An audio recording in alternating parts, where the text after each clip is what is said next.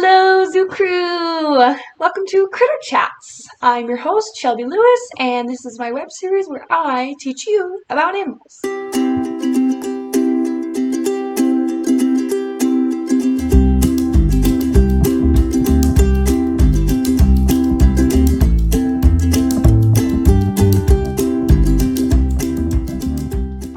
So obviously, due to quarantine, my crew and I were not able to get together to be making videos for you guys, so I decided to just make one at home today. We're on my laptop, so it's not going to be the best quality. I apologize, but bear with me for that. But today we're going to be talking about leopard geckos. So I only have my one little guy with me, Rorschach, so hopefully he's going to be a little trooper and help us out. But yeah, let's get started. Okay, so we're going to go over a little bit of leopard gecko anatomy here. So as you can see right there, Rorschach has eyelids.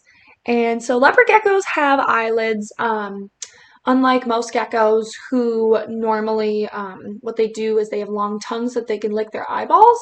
Another thing that they have is extremely smooth but bumpy skin. That's a very common trait among leopard geckos.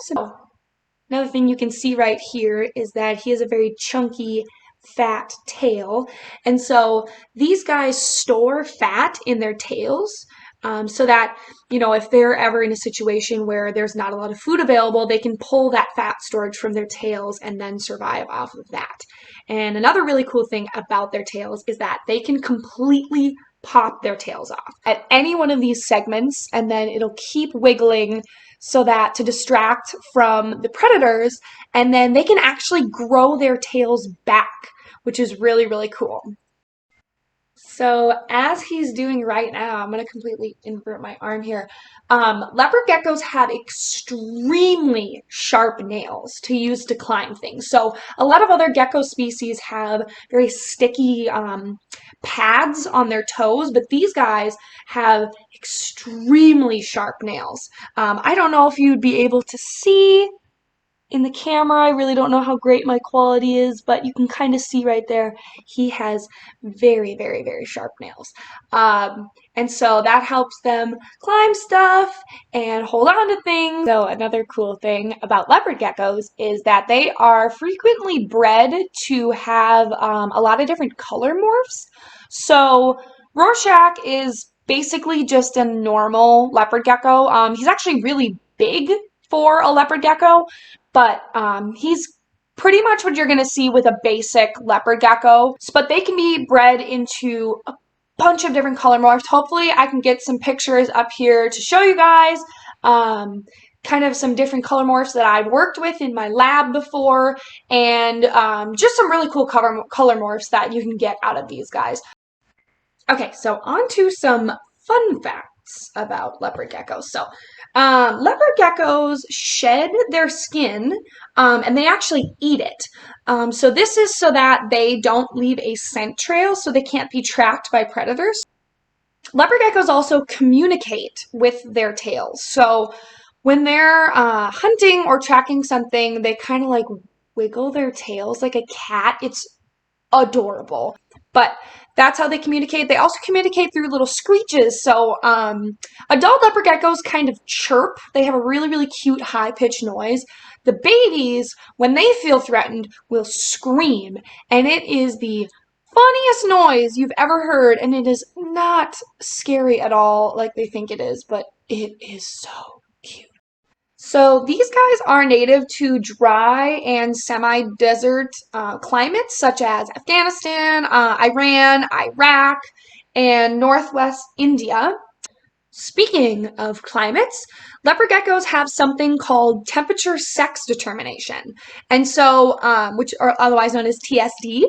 And so when they are being incubated in their eggs, the temperature at which they're being incubated at actually determines what sex they're going to be when they're born. Article I read and one study done. Now it depends a little bit, but mostly at 32.5 degrees Celsius, or that's like 90.5 degrees Fahrenheit, males are predominantly produced at that temperature. Females are produced almost exclusively, so almost 100% to sometimes 100% of the female, of your eggs are going to be born female if you incubate them at 26 degrees Celsius or like 78.8 degrees Fahrenheit.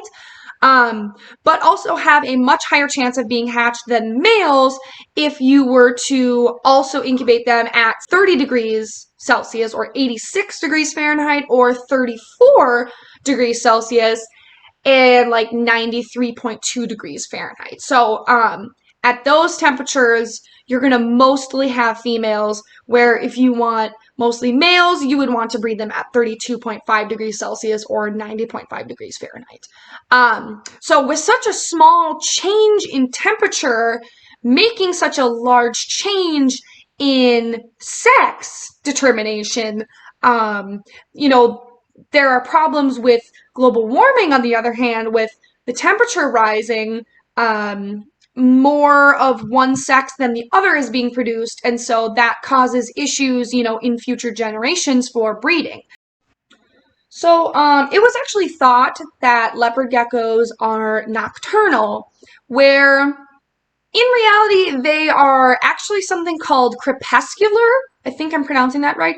Crepuscular. So they're actually more awake during dawn and during dusk. So which, you know, is basically when it's dark. So I mean, kind of nocturnal, but mostly it's just those time frames. So they are actually something called crepuscular. Which brings me to the next point of what they eat. People always ask me, you know, like, what do you feed all your pets? So leopard geckos mostly just eat insects. They don't eat greens or veggies or anything. They're insectivores, and every once in a while they will eat like pinky mice. Well, it's known that leopard geckos live to be about 15 in the wild, where in captivity they typically live to be 20 years or older.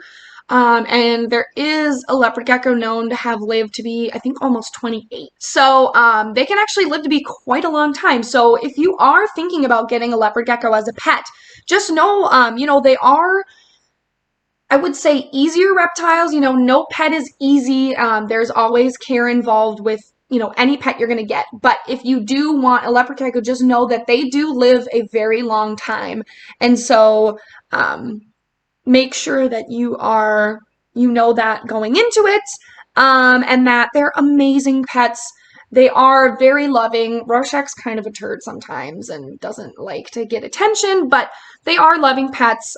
They're great pets, and but they do, you know, they do take a lot of care and they live a long time, so keep that in mind. Rorschach and I just wanted to say thank you guys for watching today, and I hope you all are staying safe right now during this scary time. Make sure you're washing your hands, social distance, and stay safe. We'll see you next time.